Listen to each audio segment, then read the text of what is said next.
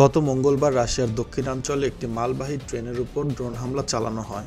Volgograd অঞ্চলের কোটলোবান শহরের কাছে এ ঘটনা ঘটে। পরবর্তীতে ফুটেজে আমরা হামলার পরের বিভিন্ন চিত্র দেখতে পাই। বেশ কিছু মালবাহী গাড়ি লাইনচ্যুত হয়ে রেল লাইনের পাশে ছড়িয়ে পড়ে আছে। গাড়িগুলো ব্যাপকভাবে ক্ষতিগ্রস্ত হয় ও দুমড়ে মুচড়ে যায়। হামলার প্রথম দিকে রুশ কর্তৃপক্ষ এটাকে ড্রোন হামলা বলতে স্বীকৃতি দেয়নি। তাদের পক্ষ থেকে জানানো হয় অননুমোদিত ব্যক্তি ট্রেনের অপারেশনে হস্তক্ষেপ করেছে। এর ফলে ট্রেনটি লাইনচ্যুত হয়। যাই হোক, রাশিয়ান সংবাদ সংস্থাগুলো পরে জানিয়েছে যে এটি একটি ইউক্রেনীয় ড্রোন হামলা ছিল। হামলায় প্রায় ৩০০ মিটার রেলপথ ক্ষতিগ্রস্ত হয়েছে। মালবাহী গাড়ি লাইনচ্যুত করার পাশাপাশি ড্রোন হামলা শুরু হয় আগুন দিয়ে। একটি ডিজেল স্টোরের ট্যাঙ্কে আঘাত লেগে আগুন ধরে যায়।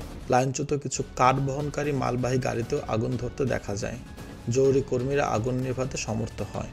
এখন পর্যন্ত এই ঘটনায় কোনো হতাহতের খবর পাওয়া যায়নি। তবে এটি ইউক্রেনকে অপ্রচলিত কৌশল ব্যবহার করতে দেখা যায়। ইউক্রেন রাশিয়ার অবকাঠামোকে সামনের লাইন থেকে অনেক দূর আক্রমণ করেছে। এর মধ্যে রেলওয়ের মতো পরিবহন নেটওয়ার্ক অন্তর্ভুক্ত। রাশিয়ার অভ্যন্তরে এসব নাশকতামূলক তৎপরতা নিয়ে মুখ খুলেছে ইউক্রেন। তারা বলে যে এটি রাশিয়ার সামরিক সরবরাহ এবং অপারেশনকে দুর্বল করার একটি চেষ্টা। ইউক্রেন এসব হামলাকে প্রতিশোধ হিসেবে দেখছে। এটি ইউক্রেনের অবকাঠামোগুলোতে অনেক রাশিয়ান ক্ষেপণাস্ত্র ও ড্রোন হামলার জবাব হিসেবে দেওয়া হয়েছে। রাশিয়া যদিও এই সর্বশেষ ড্রোন হামলা সম্পর্কে অফিসিয়ালি কোনো কিছু জানায়নি, কিন্তু প্রমাণ স্পষ্টভাবে দেখায় যে একটি নির্ভুল স্ট্রাইক বড় ধরনের ব্যাঘাত ঘটতে পারে।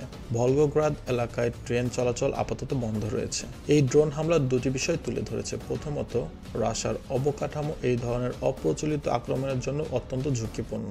আর দ্বিতীয়ত, ইউক্রেন এইসব আনকনভেনশনাল ট্যাকটিক্স ব্যবহার করে রাশিয়ার সামরিক বাহিনীকে বাধা দিতে বদ্ধপরিকর। যেহেতু আমরা রাশিয়া ইউক্রেন দ্বন্দ্বের আপাতত কোনো শেষ দেখতে পাচ্ছি না, আমরা সম্ভবত ইউক্রেনীয় বাহিনীর দ্বারা রাশিয়ার অভ্যন্তরে আরও এরকম অভিযান দেখতে পারব। একটি আলোচনার মাধ্যমে নিষ্পত্তি না হওয়া পর্যন্ত এটি অব্যাহত থাকবে।